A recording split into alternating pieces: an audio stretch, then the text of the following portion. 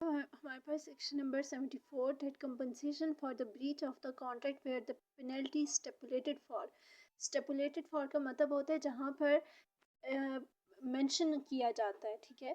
तो ये इस सेक्शन का जो टाइटल है वो हमें ये बताता है कि अगर आप ऐसे कॉन्ट्रैक्ट को ब्रीच करेंगे जिस कॉन्ट्रैक्ट में उस कॉन्ट्रैक्ट को ब्रीच करने की पेनल्टी मेंशन की गई है, ठीक है। तो अगर तो कॉन्ट्रैक्ट ने जो है वो क्लियरली मेंशन किया हुआ है कि एक फिक्स अमाउंट जो है वो पे की जाएगी अगर इस कॉन्ट्रैक्ट को जो है वो तोड़ा गया, ठीक है। और अगर वो कॉन्ट्रैक्ट फिर बाकी में आप तोड़ दें तो फिर जो एग्री पार्टी या फिर जो इंजर पर्सन जिसका कॉन्ट्रैक्ट आपने तोड़ा है वो आपसे रीज़नेबल कंपनसेशन क्लेम करेगा, ठीक है। और उसे अपना एक्चुअल लॉस भी बताने की ज़रूरत नहीं है, but the compensation can not be more than the amount written in the contract. लेकिन वो जो कंपनसेशन होगी वो उस अमाउंट से ज़्यादा नहीं होगी जो कि कॉन्ट्रैक्ट के अंदर मेंशन है। अब देखो, अली है, उसने एग्रीमेंट किया है बिलाल के साथ कि वो एक शॉप उसे बना कर देगा, ठीक है, 1 जून से पहले, ठीक है। लेकिन अली क्या करता है कि वो नहीं बनाता, ठीक है। और कॉन्ट्रैक्ट जिस वक्त उन दोनों ने किया था उसके अंदर ये चीज़ स्पेसिफिकली मेंशन की गई थी कि अगर वो कॉन्ट्रैक्ट जो है वो ब्रीच करेगा तो उसे रेस्ट 50,000 जो है वो दिया जाएगा। तो फिर यहाँ पर एक बहुत इंपॉर्टेंट पॉइंट आता है, वो ये है कि कोर्ट जो है उस बंदे को या तो सिर्फ 50,000 पे करेगी या फिर 50,000 से कम देगी। 50,000 से ज़्यादा कभी नहीं देगी। वो देखेगी कि क्या 50,000 रीज़नेबल है या 50,000 से थोड़ा कम रीज़नेबल है, ठीक है। फिर उसके बाद हमारे पास क्या है कि इसकी एक एक्सप्लेनेशन है कि वो ये है कि अली है, उसने 1 लाख बिलाल से लिया है एट 10% इंटरेस्ट। ये जो एक्सप्लेनेशन है इट इज़ अबाउट इंटरेस्ट, ठीक है। कि अगर एक बंदा है उसने इंटरेस्ट और इंटरेस्ट भी मेंशन किया है कि उधार लिया है, ठीक है, लोन लिया है, और साथ में इंटरेस्ट मेंशन किया है। अब साथ में वो ये भी लिखता है कि अगर इसने टाइम पर 1 जून तक जो है वो पे ना किया तो इसका जो इंटरेस्ट है वो 40% हो जाएगा। 10% से इंक्रीज होकर फिर उसका इंटरेस्ट 40% हो जाएगा। तो यहाँ पर कोर्ट जो है वो देखेगी कि क्या जो 40% है वो बहुत ज़्यादा अनरीज़नेबल नहीं है, ठीक है।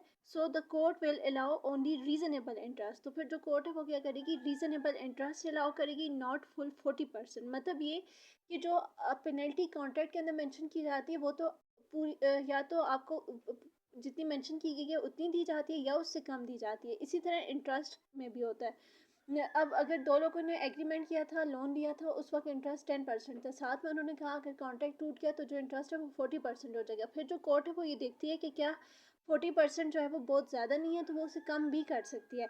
लेकिन जो पब्लिक ड्यूटी बॉन्ड्स होते हैं, public duty bonds for example जो बेल बॉन्ड है, एक बंदा है उसे कोर्ट ने बेल पे रिलीज़ किया है और साथ में उससे 50,000 का बॉन्ड दिया है। अब अगर वो उस बॉन्ड को तोड़ेगा, ठीक है, तो उससे एग्जैक्ट 50,000 उससे फिर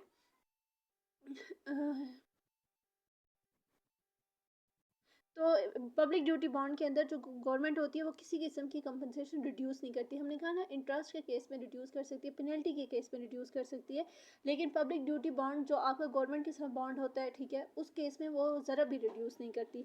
और फिर आपने एक चीज़ याद रखनी है कि हर पब्लिक ड्यूटी बॉन्ड नहीं होता। फॉर एग्जाम्पल एक आदमी, उसने गवर्नमेंट के साथ एग्रीमेंट किया कि मैं आपको 100 शेयर सप्लाई करूँगा, तो ये पब्लिक ड्यूटी बॉन्ड नहीं है। Public duty bond is something like जैसे बेल बॉन्ड हो गया, ठीक है। ये थे हमारे पास सेक्शन नंबर 1872। इसमें यह है कि party rightfully rescinding contract entitled to compensation. कि अगर एक पर्सन है, ठीक है, वो लीगली कॉन्ट्रैक्ट को कैंसिल कर रहा है, क्यों? क्योंकि जो दूसरी पार्टी है उसने एग्रीमेंट को परफॉर्म नहीं किया, तो फिर जो पर्सन है उसके पास ये राइट है कि वो कंपनसेशन रिसीव करे फॉर एनी लॉस और damage cause by the other party failure. इसमें क्या है कि अगर ये पर्सन है उसने कॉन्ट्रैक्ट को जो है वो कैंसिल किया है, ठीक है, if a person legally cancel सा कॉन्ट्रैक्ट, इसका मतलब है कि अगर एक पार्टी है वो लॉफुल रीज़न की वजह से किसी कॉन्ट्रैक्ट को कैंसिल करती है, लॉफुल रीज़न फॉर एग्जांपल को दूसरी पार्टी ने कोई इलीगल कॉन्ट्रैक्ट किया या फिर दूसरी पार्टी जो है वो कॉन्ट्रैक्ट को परफॉर्म नहीं कर रही, तो फिर जो पार्टी है उसके पास ये राइट है कि वो इस कॉन्ट्रैक्ट को क्या कर सकती है, कैंसिल कर सकती है, ठीक है। अब इसकी एग्जांपल ये है कि जो अली है, सपोज करें उसने कार जो है वो अहमद को सेल कर दी, ठीक है, फॉर 10 लाख रुपीज़, 10 लाख की उसने गाड़ी बेच दी, ठीक है। लेकिन और जो अहमद है उसने एडवांस पे किया, लेकिन जो अली है वो कार नहीं दे रहा, तो अहमद जो है वो कॉन्ट्रैक्ट को कैंसिल कर सकता है plus claim compensation for any loss he suffer. मतलब फॉर एग्जांपल अगर वो उसे 1 महीने तक दे रहा था, तो मार्केट में जो कार की वैल्यू थी वो 10 लाख थी, लेकिन 1 महीने बाद उसकी जो कीमत थी वो 12 लाख हो गई।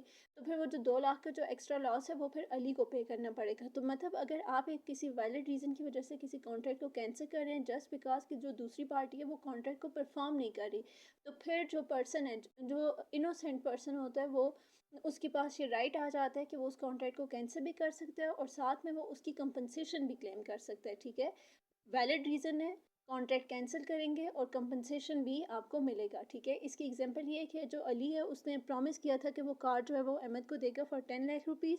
Ahmad pays the advance but Ali refuse to give the car. ठीक है, अहमद ने एडवांस पे किया, लेकिन जो अली है उसने रिफ्यूज़ कर दिया कि वो कार नहीं देगा। Ahmed can cancel the contract plus claim compensation for any loss he suffer. तो अहमद उस कॉन्ट्रैक्ट को कैंसिल भी करेगा, कंपनसेशन भी क्लेम करेगा उस लॉस के लिए जो कि उसने सफ़र किया।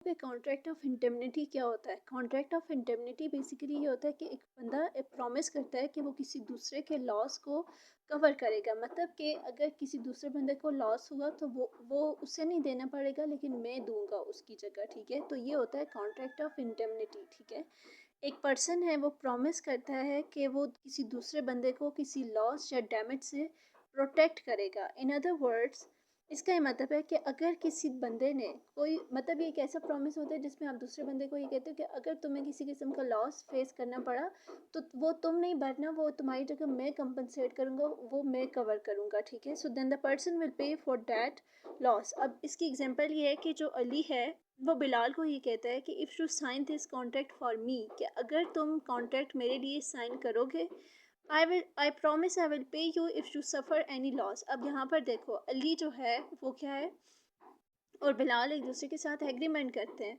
कि तुम इस डॉक्यूमेंट पे साइन करो और अगर किसी किस्म का लॉस तुम्हें फेस करना पड़ा, ठीक है, तो वो मैं पे करूँगा। लेटर ऑन जैसे ही टाइम गुजरता है तो जो बिलाल है उसे 5 लाख का लॉस हो जाता है। ठीक है, तो फिर वो जो लॉस है वो अली पे करेगा। क्यों? क्योंकि उसने कॉन्ट्रैक्ट ऑफ इंडेमनिटी किया हुआ था। कॉन्ट्रैक्ट ऑफ इंडेमनिटी ये होता है कि अगर किसी किस्म का लॉस हुआ तो वो मैं कंपनसेट करूँगा। ठीक है, फिर वो तुम्हें फेस नहीं करना पड़ेगा। तो यहाँ पर Ali must compensate Bilal if Bilal faces any damage. ठीक है।